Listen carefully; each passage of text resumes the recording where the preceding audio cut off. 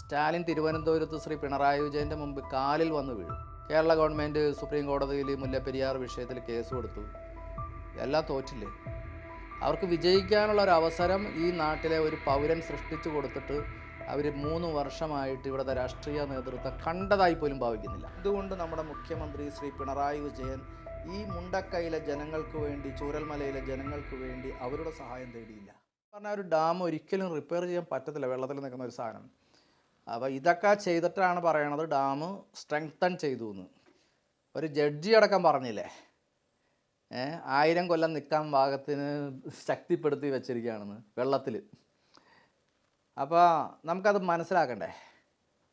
ഈ 1000 കൊല്ലം നിൽക്കാൻ പാകത്തിന് ശക്തിപ്പെടുത്തി വെച്ചിരിക്കുന്നത് എന്ന് നമുക്ക് ബോധ്യമാവണ്ടേ? ഇങ്ങനെ ഒരു ജഡ്ജ്, ഒരു എൻജിനീയറിംഗ് ഒന്നും അറിയാത്ത ഒരു ജഡ്ജ് പറഞ്ഞാൽ മതിയോ? നമുക്ക് മനസ്സിലാവണ്ടേ? അതിനാണ് ഞാൻ സുപ്രീം കോടതി പറഞ്ഞത് ഇൻ്റർനാഷണൽ റിലയബിലിറ്റി സയൻറ്റിസ്റ്റുകൾ വന്ന് മുല്ലപ്പെരിയാർ ഡാം പരിശോധിച്ച് അതിൻ്റെ ഡേറ്റ് ഓഫ് ഡീകമ്മീഷനിങ് ഫിക്സ് ചെയ്യണം. സിമ്പിളാണ്, ഒരു ഗഹനമായ നിയമപ്രശ്നങ്ങളൊന്നുമില്ല, സിമ്പിൾ ലോജിക്കാണ്. അപ്പോൾ ഇൻ്റർനാഷണൽ റിലയബിലിറ്റി സയൻസ് അല്ലെങ്കിൽ സയൻറ്റിസ്റ്റ് അത് നമുക്ക് അറിയാവുന്ന ഒരു സംഭവമല്ല. കാരണം ഇന്ത്യയിൽ അങ്ങനെ ഒരു ശാസ്ത്രശാഖയോ ഒന്നുമില്ല. ഇൻ്റർനാഷണൽ റിലയബിലിറ്റി സയൻസ് എന്ന് പറഞ്ഞാൽ എന്തും എത്ര നാൾ നമുക്ക് ആശ്രയിക്കാം, റിലൈ ചെയ്യാം എന്ന് പറഞ്ഞു തരാൻ കഴിവുള്ള ശാസ്ത്രമാണ് റിലയബിലിറ്റി സയൻസ്. ഇപ്പം നമ്മുടെ മനുഷ്യ ശരീരത്തിൽ ആർട്ടിഫിഷ്യൽ ഹാർട്ട് വരെ വെക്കുന്നുണ്ട്, പേസ് മേക്കർ വെക്കുന്നുണ്ട്, പലതും വെക്കുന്നുണ്ട്. അതൊക്കെ how long it is reliable to the body എന്നുള്ളത് പറയേണ്ടത് അവരാണ്. അതുപോലെ ഇന്ത്യ ഫ്രാൻസിൽ നിന്ന് റാഫേൽ എയർക്രാഫ്റ്റ് വാങ്ങിയിട്ടുണ്ട്. അത് എത്ര നാൾ റിലയബിളാണ് ഇന്ത്യൻ എയർഫോഴ്സ് എന്ന് പറയേണ്ടത് അവരാണ്. ഒരു ഡാം സ്ട്രക്ചർ, ഒരു സിമെൻറ്റ് സ്ട്രക്ചർ, എന്തിന് ഏറെ പറയുന്നു, നിങ്ങളുടെ ഈ ക്യാമറ പോലും എത്ര നാൾ ഇത് റിലയബിളാണെന്ന് ആധികാരികമായി പറയാൻ കഴിയുന്നത് റിലയബിലിറ്റി സയൻറ്റിസ്റ്റുകൾക്കാണ്. അപ്പോൾ അത് ഇന്ത്യയിലില്ല. അതുകൊണ്ട് ഞാൻ അമേരിക്കയിലെ 1 കാനഡയിലെ 2 ഇൻസ്റ്റിറ്റ്യൂഷൻ്റെ അഡ്രസ്സ് കളക്ട് ചെയ്തിട്ട് സുപ്രീം കോടതിയിൽ ഹാജരാക്കിയിട്ടുണ്ട്. അപ്പോൾ റിലയബിലിറ്റി സയൻസ് പ്രകാരം ഒരു ഡാമിൻ്റെ മാക്സിമം ലൈഫ് എന്ന് പറഞ്ഞാൽ 40 ഇയേഴ്സാണ്. അതുകൊണ്ട് റിലയബിലിറ്റി സയൻറ്റിസ്റ്റുകൾ വന്ന് ഡാം പരിശോധിക്കണം എന്ന് ഞാൻ പറയുമ്പോൾ അതിൻ്റെ അപകടം ബന്ധപ്പെട്ടവർ മനസ്സിലാക്കിയിട്ടുണ്ട്. കാരണം 130 വർഷം ആയ ഒരു ഡാം നിലനിൽക്കണമെന്ന് അവർ പറയത്തില്ല, ഇമ്മീഡിയറ്റ് ഡീകമ്മീഷനെ പറയുള്ളൂ. അതാണ് എൻ്റെ ലക്ഷ്യം. അതുകൊണ്ടാണ് ഞാൻ റിലയബിലിറ്റി സയൻറ്റിസ്റ്റുകൾ വരണം എന്ന് പറഞ്ഞത്. അതിന് നിങ്ങൾ സ്വാഭാവികമായിട്ടും വിചാരിക്കും എതിർകക്ഷി government of Kerala, government of India ആണ്. കേരളത്തിലെ ജനങ്ങൾ സ്വാഭാവികമായിട്ടും വിചാരിക്കും അവർ സപ്പോർട്ട് ചെയ്യുന്നു, അല്ലേ? അല്ലേ?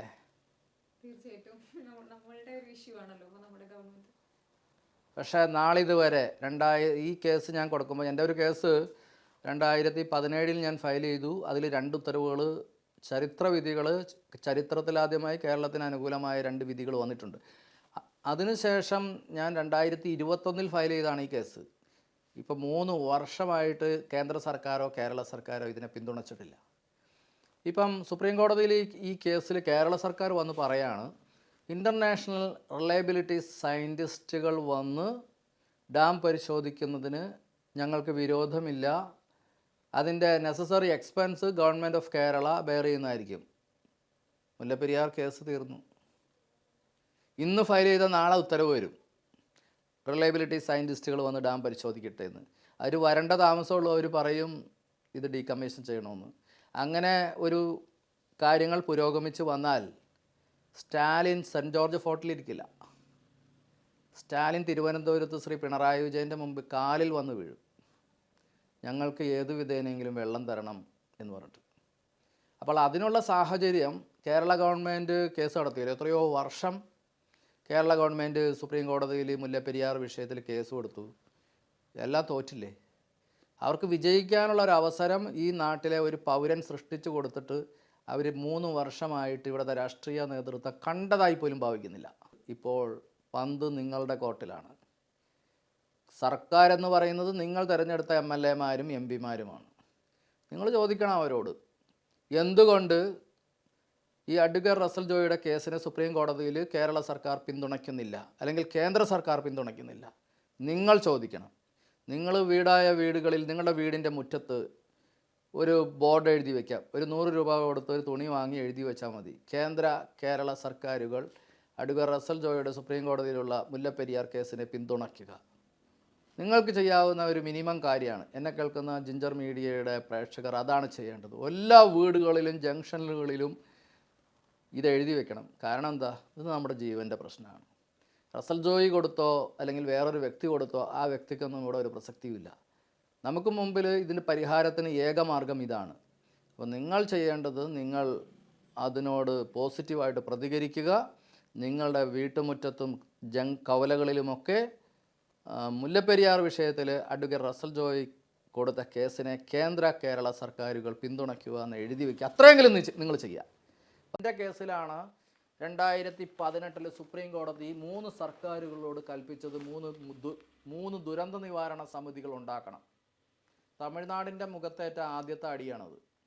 തമിഴ്നാടിന് കേരളത്തിന് വേണ്ടി ഒരു ദുരന്ത നിവാരണ സമിതി ഉണ്ടാക്കേണ്ടി വന്നു, സെപ്പറേറ്റ്. അവിടെ അന്ന് വരെ ഉണ്ടായിരുന്ന ദുരന്ത നിവാരണ സമിതികൾക്ക് പുറമേ എന്ന് സുപ്രീം കോടതി എടുത്തു പറഞ്ഞതാണ്. നമുക്ക് വേണ്ടി തമിഴ്നാട് ഒരു ദുരന്ത നിവാരണ സമിതി ഉണ്ടാക്കി വച്ചിരിക്കുന്നു. കേന്ദ്ര സർക്കാരും എൻ്റെ കേസിലെ ഉത്തരവ് പ്രകാരം ഒരു ദുരന്ത നിവാരണ സമിതി സർവ്വസന്നാഹങ്ങളോടെ ഉണ്ടാക്കി വച്ചിരിക്കുന്നു. എന്തുകൊണ്ട് നമ്മുടെ മുഖ്യമന്ത്രി ശ്രീ പിണറായി വിജയൻ ഈ മുണ്ടക്കയിലെ ജനങ്ങൾക്ക് വേണ്ടി, ചൂരൽമലയിലെ ജനങ്ങൾക്ക് വേണ്ടി അവരുടെ സഹായം തേടിയില്ല? അതെന്താണ്? മുഖ്യമന്ത്രിക്ക് സാധിക്കാത്തത് കേരളത്തിലെ ഒരു സിറ്റിസണ് സാധിച്ചതുകൊണ്ടാണോ? അഡ്വക്കേറ്റ് റസൽ ജോയി വാങ്ങിയ ഉത്തരവായതുകൊണ്ടാണോ? കേരളത്തിലെ ജനങ്ങൾ ചിന്തിക്കണം. സർവ്വസന്നാഹങ്ങളോടും കൂടി സുപ്രീം കോടതി ഉത്തരവിൻ്റെ ബലത്തിൽ കേന്ദ്ര സർക്കാർ കേരളത്തിലെ ജനങ്ങൾക്ക് വേണ്ടി ഒരു ദുരന്ത നിവാരണ സമിതി രൂപീകരിച്ച് വെച്ചിരിക്കുന്നു സർവ്വസന്നാഹങ്ങളോടെ. തമിഴ്നാട് രൂപീകരിച്ച് വെച്ചിരിക്കുന്നു സർവ്വസന്നാഹങ്ങളോടെ. എന്തുകൊണ്ട് നമ്മുടെ മുഖ്യമന്ത്രി അതിൻ്റെ സഹായം ഈ നിർണായക ഘട്ടത്തിൽ പോലും തേടിയില്ല? ഒറ്റ കാരണം എനിക്ക് മനസ്സിലായിട്ടുള്ളത്, അത് അഡ്വക്കേറ്റ് റസൽ ജോയി വാങ്ങിച്ച ഉത്തരവാണ്. അതിൻ്റെ പുറകെ പോകാൻ പറ്റില്ല. ഈഗോ. ഈ നാട്ടിലെ ഒരു സിറ്റിസൺ, ഒരു ഗവൺമെൻറ്റിന് സാധിക്കാത്തത് ചെയ്തപ്പോഴുള്ള അപകർഷത. പക്ഷേ ഈ അപകർഷത തമിഴ് ജനത്തിനില്ല. അവിടെ നിന്ന് ഏറ്റവും ചെറിയ ആൾ ചെയ്തതും അവർ അപ്രീഷിയേറ്റ് ചെയ്യും. ഈ അപകർഷത ഈ ഇന്ത്യയുടെ ഏതെങ്കിലും സ്റ്റേറ്റിലുണ്ടാവോ? ഉണ്ടാവില്ല. ഇത് കേരളത്തിൽ മാത്രമുള്ള ഒരു പ്രതിഭാസമാണ്. ഞാനും എൻ്റെ ആൾക്കാരും കഴിഞ്ഞിട്ടേ ഉള്ളൂ ബാക്കി സിറ്റിസൺ. നമുക്കൊന്നും ഒരു വിലയില്ല. ഇത്രയും കാര്യങ്ങൾ ചെയ്ത എനിക്ക് വിലയില്ല, പിന്നെ നിങ്ങൾക്കൊക്കെ വിലയുണ്ടോ? ഈ കൊടി പിടിച്ചുകൊണ്ട് നടക്കുന്ന ആൾക്കാർ 30 വർഷമായിട്ട് ഞാൻ LDFനാണ് വോട്ട് ചെയ്തത്, ഞാൻ UDFനാണ് വോട്ട് ചെയ്തത്, ഞാൻ BJPക്കാണെന്ന് പറയുന്ന ആൾക്കാരുണ്ട്. രാഷ്ട്രീയ തലക്ക് പിടിച്ചവർ. എൻ്റെ അടുത്തൊരു ചുമട്ടുതൊഴിലാളി പറഞ്ഞു, ഞാൻ 30 വർഷമായിട്ട് ചുമടെടുക്കുന്നു, ഞാൻ ഒരു LDFകാരനാണ്, LDFനെ ഞാൻ വോട്ട് ചെയ്യൂ. അയാളുടെ ജീവിതത്തിൽ എന്ത് പുരോഗതി ഉണ്ടായി? 30 വർഷമായിട്ട് ഇന്നും അയാൾ ചുമട്ടുതൊഴിലാളിയാണ്. അയാൾക്കൊരു നല്ല വീട് വയ്ക്കാൻ കഴിഞ്ഞിട്ടില്ല, നല്ലൊരു ജീവിത സാഹചര്യം ഇല്ല, അയാളുടെ മക്കളെ വേണ്ട രീതിയിൽ പഠിപ്പിക്കാൻ കഴിഞ്ഞിട്ടില്ല, അവരും ചുമടെടുക്കാൻ പോകേണ്ടി വരും. ഇതാണ് ആ മനുഷ്യൻ്റെ അവസ്ഥ. എന്നിട്ടും ആ മനുഷ്യൻ പറയുന്നത് ഞാൻ LDFന് വോട്ട് ചെയ്യുന്നതാണ്. എനിക്ക് വിരോധമല്ല വോട്ട് ചെയ്യുന്നതിൽ. നിങ്ങൾ LDFനോ UDFനോ BJPക്കോ ആർക്ക് വേണമെങ്കിലും വോട്ട് ചെയ്തോ. പക്ഷെ ഒരു കാര്യമുണ്ട്, അത് ഈ നാടിൻ്റെ പതനത്തിനാണെങ്കിൽ നിങ്ങൾ മാറി ചിന്തിക്കേണ്ടി വരും. നിങ്ങൾ മാറി ചിന്തിക്കാതെ ഈ നാട് രക്ഷപ്പെടില്ല. നിങ്ങൾ ഈ സർക്കാർ തരുന്ന വിഷഭക്ഷണവും വിഷവായുവും വിഷജലവും കുടിച്ച് ദാരിദ്ര്യത്തിലും കഷ്ടപ്പാടിലും ജീവിച്ച് മരിക്കാൻ വേണ്ടി അല്ല നിങ്ങൾ ഈ ലോകത്ത് ജനിച്ചത്. നിങ്ങൾ നോക്കൂ, ഇവിടെ ഇത്രയും 84 ഡാംസ് ഉണ്ടാക്കി വെച്ചിരിക്കുന്നു. എത്ര ഇലക്ട്രിസിറ്റി ഉൽപ്പാദിപ്പിക്കുന്നുണ്ട്? 22%. ബാക്കി 78% വലിയ വില കൊടുത്ത് നാഷണൽ ഗ്രിഡിൽ നിന്ന് പുറത്തുനിന്നും വാങ്ങുന്നു. അപ്പോൾ നമ്മുടെ അവസ്ഥ എന്താ? നമുക്ക് എന്ത് മാറ്റം ഉണ്ടാവും? അതാണ് ഞാൻ ആലോചിക്കണം. ഈ നാടെങ്ങനെ നന്നാവും? ഇവരെല്ലാം യൂറോപ്പിലും അമേരിക്കയിലൊക്കെ പോയി പഠിക്കുന്നവരാണ്. യൂറോപ്പിലൊക്കെ വിൻ്റർ സീസണിൽ സൂര്യനെ കാണാൻ കഴിയില്ല, ചെറിയൊരു വെളിച്ചം ഉണ്ടാവും. അവിടെ ഫോട്ടോ വോൾട്ടൈക് എന്ന് പറയുന്ന ഒരു ടെക്നോളജി ഉപയോഗിച്ച ചെറിയ വെളിച്ചത്തിൽ നിന്ന് ഒരു വൈദ്യുതി ഉണ്ടാക്കി ഉപയോഗിക്കുന്നു. ഇവിടെ ഒരു 2 മാസത്തിന് മുമ്പ് നിങ്ങൾ പുറത്തേക്ക് ഇറങ്ങില്ലേ സൂര്യാഘാതം ഉണ്ടാവും എന്ന് പറഞ്ഞു ഗവൺമെൻറ്. ഇല്ലേ? സൗരോർജം വേസ്റ്റ് ചെയ്യുന്ന സ്ഥലം നമ്മൾ. ഇവർക്ക് ബ്രഹ്മാണ്ഡങ്ങളായ ഡാംസുകൾ മതി. 84 ഡാംസ് ഉണ്ടാക്കി വെച്ചത് 2000 കോടി 3000 കോടിയുടെ ചിലവ് പകുതി പോക്കറ്റിൽ വെക്കാമെന്ന് എനിക്ക് തോന്നുന്നു. അതുകൊണ്ടാണ് അവരിങ്ങനെ ഉണ്ടാക്കി വെച്ചിരിക്കുന്നത്. അവർക്ക് വിൻമില്ലുകൾ സ്ഥാപിച്ചാൽ, കാറ്റാടി യന്ത്രങ്ങൾ സ്ഥാപിച്ചാൽ, അല്ലെങ്കിൽ സൗരോർജ്ജ പ്ലാന്റുകൾ സ്ഥാപിച്ചാൽ ഇതൊന്നും നടക്കില്ല. സൗരോർജ്ജം മാത്രം മതി കേരളത്തിലെ ഗാർഹിക ആവശ്യത്തിനും വ്യവസായത്തിനുമുള്ള വൈദ്യുതി ലഭിക്കാൻ. നമുക്ക് വിൽക്കുകയും ചെയ്യാം. അപ്പോൾ കേരളം നന്നായി പോകില്ലേ? നമ്മൾ സൗരോർജ്ജത്തിൽ നിന്ന് എനർജി ഉണ്ടാക്കി വിറ്റ് സമ്പന്നരാകുന്നു, കേരളം നന്നായി പോകും. അത് പറ്റില്ല. കാറ്റാടി യന്ത്രങ്ങൾ സ്ഥാപിക്കില്ല. ഈ സൗരോർജ്ജ പ്ലാന്റുകൾ കരയിൽ വേണ്ട, ഓരോ വിദേശ രാജ്യങ്ങളിലൊക്കെ ഫ്ലോട്ടിംഗ് സോളാർ പാനൽസ് കടലിലാണ് വെക്കുന്നത്, സ്ഥലം പോലും വേണ്ട. എന്നിട്ടും ഇതൊന്നും ചെയ്യുന്നില്ല. ഈ നാട് എവിടേക്കാണ് പോകുന്നത്? അതിന് പകരമായിട്ട് ഇവിടുത്തെ യുവാക്കളെ മുഴുവനും, മധ്യവയസ്കരെ മുഴുവനും മദ്യത്തിലും മയക്കുമരുന്നിലും, 100 രൂപയ്ക്കുണ്ടാകുന്ന മദ്യം 1500 രൂപയ്ക്ക് വിൽക്കുന്നു. ആരെങ്കിലും കോടതിയിൽ പോയി ഇത് ക്വസ്റ്റ്യൻ ചെയ്താൽ ഇവരുടെ മദ്യ കച്ചവടം നിൽക്കും. ഉൽപാദന ചെലവിൻ്റെ ഇത്രയും ഇരട്ടിയൊന്നും ജനങ്ങളോട് വാങ്ങിക്കാൻ പറ്റില്ല. എല്ലാ രംഗത്തും നമ്മൾ പരാജയമായി. ഇത്രയും റിസോഴ്സസ്, നമ്മുടെ കരിമണൽ മാത്രം മതിയല്ല. കരിമണൽ മാത്രം അതിൻ്റെ വരുമാനം ഖജനാവിലേക്ക് വന്നാൽ ചില ആളുകൾ പറയണ പോലെ വയസ്സായ ആളുകൾക്ക് 10,000 അല്ല 25,000 വെച്ച് കൊടുക്കാൻ പറ്റും. കരിമണൽ മാത്രം മതി. ഇപ്പോൾ കുറച്ച് കരിമണൽ എടുത്താൽ അത്രയും കരിമണൽ അവിടെ ഡെപ്പോസിറ്റ് ആവുന്നുണ്ട്. ഇപ്പോൾ ഇവർ ചെയ്യുന്ന എന്താണെന്ന് വെച്ചാൽ ഇവരുടെ ബിനാമികളെ വെച്ചിട്ട് ഈ കരിമണൽ വാരി വിറ്റ് കേരളത്തിലെ രാഷ്ട്രീയ നേതൃത്വം സമ്പന്നരാകുന്ന പ്രക്രിയയാണ് ഇപ്പോൾ നടക്കുന്നത്. ജനങ്ങൾക്ക് യാതൊരു പ്രയോജനമില്ല കരിമണൽ കൊണ്ട്. കല്ലുകൊണ്ട് പ്രയോജനമുണ്ടോ? 5000 കോറി ഉണ്ടാക്കി കോറിക്ക് പെർമിറ്റ് കൊടുത്തതാണ് എൻ്റെ അറിവ്. ഈ കല്ല് എൻ്റെയും നിങ്ങളുടെയും സമ്പത്താണ്. ബ്ലാക്ക് ഗോൾഡ് എന്ന് പറയുന്നത്. ഇത് ഒരു കൂട്ടം ആളുകൾ ഈ സമ്പത്ത് കൊള്ളയടിക്കുന്നു. ജനങ്ങൾക്ക് അതിൻ്റെ യാതൊരു പ്രയോജനം ഉണ്ടാകുന്നില്ല. ജനങ്ങൾ ദാരിദ്ര്യത്തിൽ നിന്ന് ദാരിദ്ര്യത്തിലേക്കും രോഗത്തിൽ നിന്ന് രോഗത്തിലേക്കും കഷ്ടപ്പാടിൽ നിന്ന് കഷ്ടപ്പാടുകളിലേക്കും കൂപ്പുകുത്തുന്നു. ഇത്രയും റിസോഴ്സസ് ഉണ്ടായിട്ട്, ഒരു വശത്ത് സഹ്യപർവ്വതം, മറുവശത്ത് കടൽ, 38,863 സ്ക്വയർ കിലോമീറ്റർ മാത്രമുള്ള കേരളം, സർവ റിസോഴ്സസും ഉണ്ട്. എന്നിട്ട് ഈ നാട്ടിലെ യുവജനങ്ങൾ നാട് വിട്ടു പോകുന്നു. ഇവരെ ഓടിക്കാണ് ഇവിടുത്തെ നാട്. ഇവിടെ ഈ നാട് വെറുത്താണ് അവർ പോകുന്നത്. എന്നിട്ട് അവിടെ പോയി പാത്രം കഴുകാനും അതൊക്കെ ചെയ്യണേ. വിദേശ രാജ്യങ്ങളിൽ അടിമ പണിയാണ് എടുക്കുന്നത്. ഇത്രയും റിസോഴ്സസ് ഉണ്ടായ ഒരു നാട്ടിൽ നിന്ന് പോയിട്ട് റിസോഴ്സസ് ഇവിടെ കുറച്ച് പേർക്ക് ഉപയോഗിക്കാനുള്ളതാണ്. കല്ലായാലും കരിമണലായാലും ഈ നാടിൻ്റെ റിസോഴ്സസ് വിരലിലുണ്ടാവുന്ന കുറച്ച് പേർക്ക് ഉപയോഗപ്പെടുത്താനാണ്. ഇതിൻ്റെ പ്രയോജനം ഈ നാട്ടിലെ മുഴുവൻ സിറ്റിസൺസിനും കിട്ടുന്നില്ല. ദുർഭരണമാണ് നടക്കുന്നത്. ആര് ഭരിച്ചാലും. കഴിഞ്ഞ 60 വർഷമായിട്ട്, 60 അല്ല, സ്വാതന്ത്ര്യം കിട്ടിയതിന് ശേഷം ഉണ്ടായ ഇവിടുത്തെ സർക്കാരുകളാണ് ഈ നാട് ഇത്രയും നശിപ്പിച്ചത്. ജനാധിപത്യ ഗവൺമെൻറ്റുകൾ. രാജഭരണം ഉണ്ടായിരുന്നപ്പോൾ എൻ്റെ ഒരു ചരിത്രമുണ്ട്. ഒരു ദിവാൻ നോർത്തിൽ നിന്ന് വന്ന് ശക്തൻ തമ്പുരാൻ ഭരിച്ചുകൊണ്ടിരിക്കുമ്പോഴാണ്. അപ്പോൾ ആ ദിവാൻ നോർത്തിൽ അമ്പരചുംബികളായ രമ്യഹർമ്മ്യങ്ങൾ രാജാക്കന്മാർ പണിത് വെച്ചത് കണ്ടിട്ടുണ്ട്. ഇവിടെ വന്ന് ശക്തൻ തമ്പുരാനെ മുഖം കാണിച്ചിട്ട് പറഞ്ഞ് അങ്ങേക്ക് ഒരു പാലസ് വേണം, നല്ലൊരു പാലസ്. രാജാവിനെ സംബന്ധിച്ചു നല്ലൊരു പാലസ് വിടില്ല. പ്രജകൾക്ക് പോലും രാജാവിനേക്കാൾ നല്ല പാലസ് ഉണ്ട്. അപ്പോൾ ശക്തൻ തമ്പുരാൻ പറഞ്ഞു നമുക്ക് നല്ലൊരു പാലസ് വേണം. അപ്പോൾ മന്ത്രിക്ക് ആവേശമായി.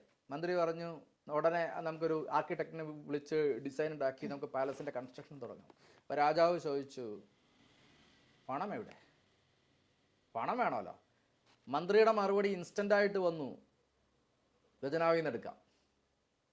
ഇപ്പോൾ കേരളത്തിൻ്റെ രാജാവ് പറഞ്ഞത് എന്താണെന്നറിയോ? അത് പ്രജകളുടെ പണം, അതെടുത്തിട്ട് എനിക്ക് ഒരു പാലസ് വേണ്ട. അങ്ങനെ ഭരിച്ച രാജാക്കന്മാരുടെ നാട്ടിൽ ഒരു രാജാവിന് വരെ എത്ര എണ്ണമുണ്ട്? 21 രമ്യഹർമ്മ്യങ്ങൾ പണിത് വെച്ച് ചുരകൻ മുതൽ സകല ആളുകൾ, ഒരു മനുഷ്യന് എന്തെല്ലാം സർവീസ് ഉണ്ടോ ആവശ്യമുണ്ടോ അവരെയെല്ലാം നിയമിച്ച് ലോകരാജ്യങ്ങൾ ചുറ്റി സഞ്ചരിച്ച് അത്യാഡംബരത്തോടെ ജീവിക്കുന്ന രാഷ്ട്രീയ നേതൃത്വമാണ് നമ്മുടെ മുമ്പിൽ കാണുന്നത്. നമ്മളൊക്കെ മുണ്ട് മുറുക്കി കൊടുത്ത് കഷ്ടപ്പെട്ട് ജീവിക്കുമ്പോൾ നമ്മുടെ അടുത്തുനിന്ന് നികുതിയായിട്ട് ഇന്നെന്താണ്? ഇന്ന് പോലീസിൻ്റെ പരിപാടി ക്രമസമാധാന പാലനമല്ല, ജനങ്ങളെ പിഴിഞ്ഞ് പൈസ ഉണ്ടാക്കി ഖജനാവിൽ അടപ്പിക്കുക എന്നുള്ളതാണ്. ഒരു ക്യാമറ ഉണ്ടല്ലോ, എന്താ അതിൻ്റെ പേര്? അത് വെച്ചിട്ട് ജനങ്ങളെ പിഴിയാണ്.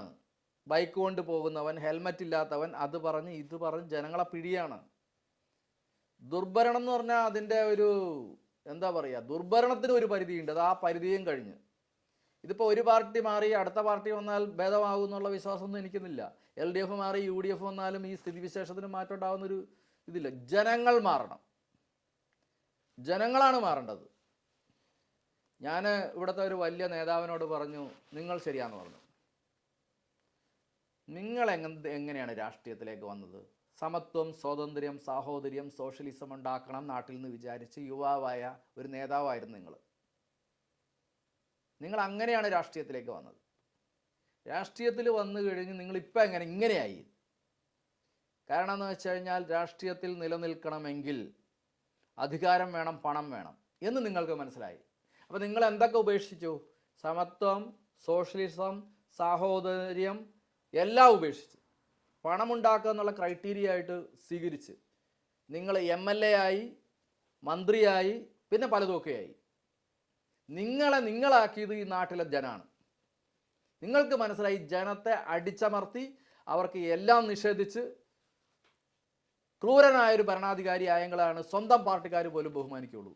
പാർട്ടിയെ അടിച്ചമർത്തി കൂടെ നിന്നവനെ ചവിട്ടി ജനങ്ങളെ അടിമകളാക്കി വെച്ചിട്ടുള്ള ഭരണമാണ് നടക്കുന്നത്. അത് നിങ്ങളെ അങ്ങനെ ആക്കിയത് നാട്ടിലെ ജനങ്ങളാണ്. അതുകൊണ്ട് നിങ്ങളെ ഞാൻ കുറ്റം പറയില്ല എന്ന് പറഞ്ഞപ്പോൾ അദ്ദേഹം എന്നോട് പറഞ്ഞതെന്ന് അറിയാം, അത് ശരിയാണ്. ഞാൻ സമത്വം, സ്വാതന്ത്ര്യം, സാഹോദര്യം എന്നൊക്കെ വിചാരിച്ച് രാഷ്ട്രീയത്തിൽ ഇറങ്ങിയവനാണ്. എൻ്റെ കൂടെ നിന്നവർ, എൻ്റെ പാർട്ടിക്കാർ, ഈ ജനങ്ങൾ എന്നെ ഇങ്ങനെയാക്കി. ജനങ്ങൾക്ക് അങ്ങനെയുള്ള ആളുകൾ മതി. യഥാ പ്രജ തഥാ രാജ. അതാണ് സംഭവം.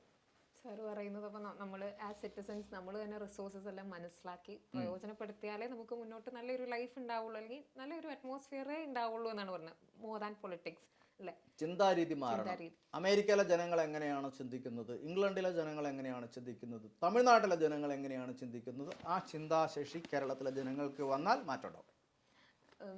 ജല്ലിക്കെട്ട് കണ്ടില്ലേ? ജല്ലിക്കെട്ട് തമിഴൻ്റെ വികാരമായിരുന്നു. അവരൊരു രാഷ്ട്രീയക്കാരനെയും വിളിച്ചില്ല. പക്ഷെ രാഷ്ട്രീയക്കാർ ജനങ്ങളുടെ പുറകെ ചെന്നു. തമിഴ്നാട്ടിൽ അങ്ങനെ, തമിഴ്നാട്ടിൽ പോളിസി ബേസ്ഡാണ് വോട്ട് ചെയ്യണത്, അല്ലെങ്കിൽ ഇലക്ഷൻ മാനിഫെസ്റ്റോ അനുസരിച്ചാണ് വോട്ട് ചെയ്യുന്നത്. കേരളത്തിൽ അതല്ല. ഞാൻ BJP കാരനാണെങ്കിൽ BJP എന്ത് അധർമ്മം ചെയ്താലും ഞാൻ അവർക്ക് വോട്ട് ചെയ്യും. ഞാൻ LDF കാരനാണെങ്കിൽ അങ്ങനെ, UDF കാരനാണെങ്കിലും അങ്ങനെ. പിന്നെ എങ്ങനെ ഈ നാട് നന്നാവും? പോളിസി ഇല്ല, ഒന്നുമില്ല. ഈ നാടിൻ്റെ നന്മയ്ക്ക് വേണ്ടി എന്ത് ചെയ്യണമെന്ന് ഇവിടുത്തെ ജനങ്ങൾക്കറിയില്ല. അത് നേതാവ് തീരുമാനിക്കണം. നേതാവ് തീരുമാനിക്കും അയാൾക്ക് എങ്ങനെ ഇവരെ വെച്ചിട്ട് സമ്പന്നനാവാം, അധികാരം നിലനിർത്താം, പിടിച്ചടക്കാം, കിങ് ഉൽ സുങ് എങ്ങനെ ആവാം. ഇതാണ് ചിന്ത. ഇതൊക്കെ നമ്മുടെ ദുര്യോഗം തന്നെ. ഇപ്പോൾ ഈ ഡാം തകർന്ന് ചാവാൻ നിൽക്കുന്ന ജനത്തിൻ്റെ ദുര്യോഗമാണിത്. ഇതിനൊരു മാറ്റം ഉണ്ടാവുമോ? അതാണ് സംശയം.